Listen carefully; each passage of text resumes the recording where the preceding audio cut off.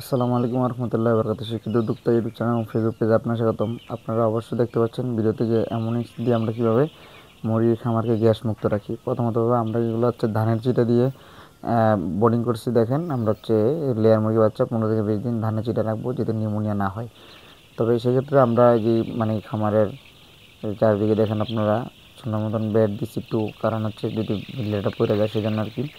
তারপর হচ্ছে আমাদের খামারে ধানের চিটা কিন্তু পানি টানে না। যদি করাতের গুঁড়ি পানি টানে, ধানের চিটা অতি দ্রুতই কিন্তু আপনার গ্যাস হয়ে যায়, কারণ এটা পানি টানে না তো ধানের চিটা। এই জন্য বৃষ্টিটা মুরগি বৃষ্টিটা শুকানা, পানিটা শুকানা, সেই জন্য গ্যাস হওয়ার সম্ভাবনা 100% থাকে।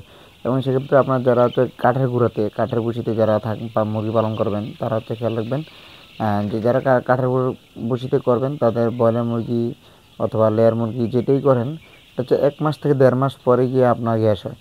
তবে মুরগি খামারকে কীভাবে গ্যাস মুক্ত রাখবেন সেটা হচ্ছে অ্যামোনিক্স।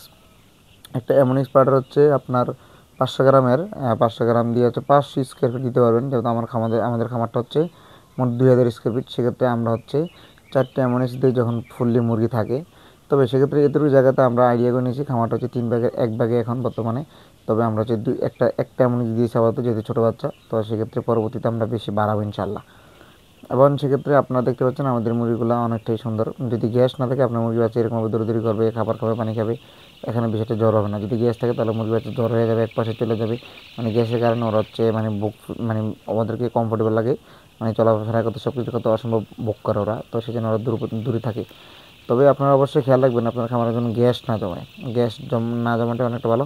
আপনারা চাইলে অ্যামোনিক্সটা দিতে পারেন। অ্যামোনিক্স হচ্ছে 1 লিটার, এক স্কোয়ার ফিটে 1 গ্রাম আপনার ভুসির সাথে মিক্স করে একটা বল বা 5-6 কেজি ভুসির ভিতরে নিয়ে মিক্স করে খামার দিবেন, ইনশাল্লাহ ভালো কিছু হবে। এটা হচ্ছে অ্যামোনিক্স। আসসালাম।